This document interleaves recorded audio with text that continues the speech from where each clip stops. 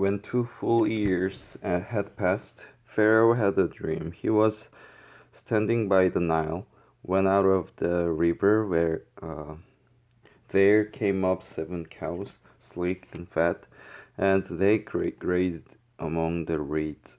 After them 7 other cows, ugly and gaunt, came up out of the Nile and stood beside those those on the river bank. And the cows that were ugly and gaunt ate up the 7 sleek fat cows. Then Pharaoh woke up. He fell asleep again and had a second dream. 7 heads of grain, healthy and good, were growing on a single stalk. After them, 7 other heads of grain sprouted, thin and scorched by the east wind. The thin heads of grain swallowed up the 7 healthy full heads. Then Pharaoh woke up. It had been a dream.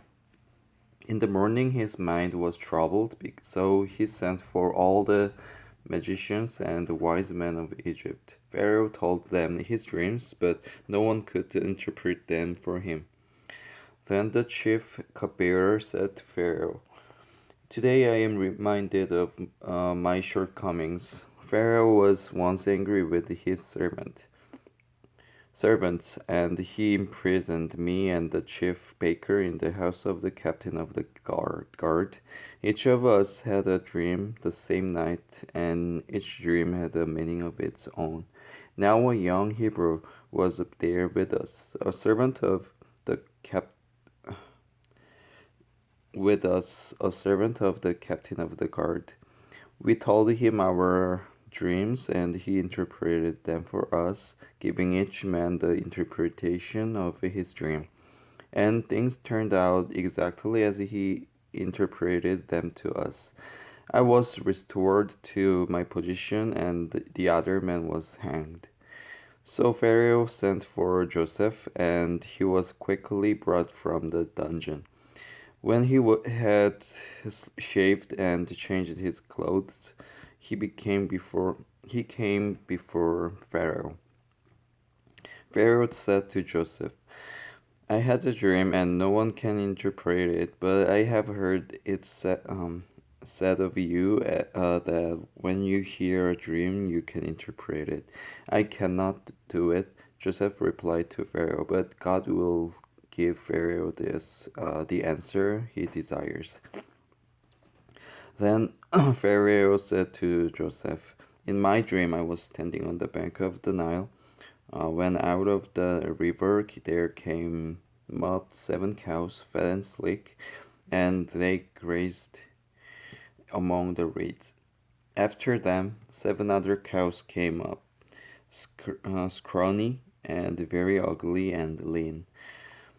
I had never seen such ugly cows in all the land of Egypt.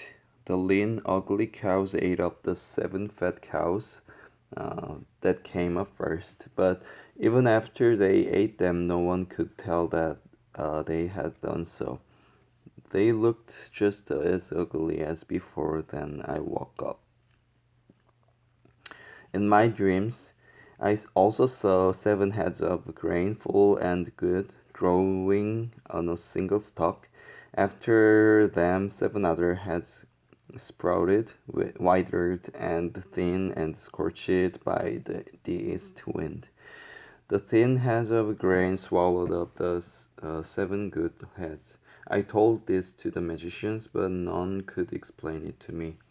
Then Joseph said to Pharaoh, "The dreams of Pharaoh are one and the same.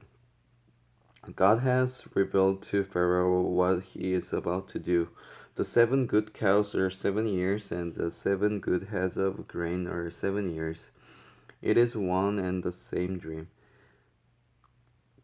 The 7 lean, ugly cows that came up afterward are 7 years, and so are the 7 worthless heads of grain, scorched by the east wind. They are 7 years of famine. It is just as I said to Pharaoh. God has shown Pharaoh what he is about to do. 7 years of great abundance are coming throughout the land of Egypt, but 7 years of famine will follow them. Then all the abundance in Egypt will be forgotten, and the famine will ravage the land. The abundance in the land will not be remembered because the famine that follows it will be so severe. The reason the dream was given to Pharaoh in two forms is that the matter has been firmly decided by God and God will do it soon. And now let Pharaoh look for a discerning and a wise man and put him in charge of the land of Egypt. Let Pharaoh appoint commissioners over the land to take a fifth of the harvest of Egypt during the 7 years of abundance. They should collect all the food of these good years that are coming and stored up the grain under the authority of Pharaoh to be kept in the cities for food. This food should be held in reserve for the country to be used during the 7 years of a famine that will come up on Egypt, so that the country may not be ruined by the famine. The plan seemed good to Pharaoh and to all his officers. So Pharaoh asked them, "Can we find anyone like this man, one in whom is the Spirit of God?" Then Pharaoh said to Joseph, "Since God has made all this known to you, there is no one so discerning and wise as you. You shall be in charge of my place, and all my people are to submit to your orders. Only with respect to the throne will I be greater than you." So Pharaoh said to Joseph, "I hereby put you in charge of the whole land of Egypt." Then Pharaoh took his signet ring from his finger and put it on Joseph's finger. He dressed him in robes of fine linen and put a gold chain around his neck. He had him ride in a chariot as his second in command, and men shouted before him, "Make way!" Thus he put him in charge of the whole land of Egypt. Then Pharaoh said to Joseph, "I am Pharaoh, but without your word no one will lift hand or foot in all Egypt." Pharaoh gave Joseph the name Jephanath Pania, and gave him Asenath, daughter of Potiphera, priest of On, to be his wife. And Joseph went throughout the land of Egypt. Joseph was 30 years old when he entered the service of Pharaoh, king of Egypt. And Joseph went out from Pharaoh's presence and traveled throughout Egypt. During the 7 years of abundance, the land produced plentifully. Joseph collected all the food produced in those 7 years of abundance in Egypt and stored it in the cities. In each city, he put the food grown in the fields surrounding it. Joseph stored up huge quantities of grain, like the sand of the sea.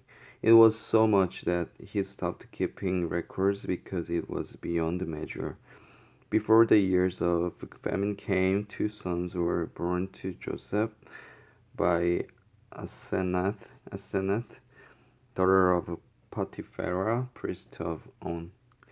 Joseph named his firstborn Manasseh, and said, "It is because God has made me forget all my trouble and all my father's household."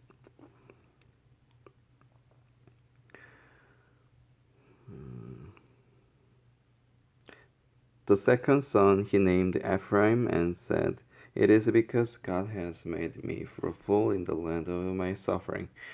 The 7 years of abundance in Egypt came to an end, and the 7 years of famine began. Just as Joseph had said, there was famine in all the other lands, but in the whole land of Egypt there was food. When all Egypt began to feel the famine, the people cried to Pharaoh for food.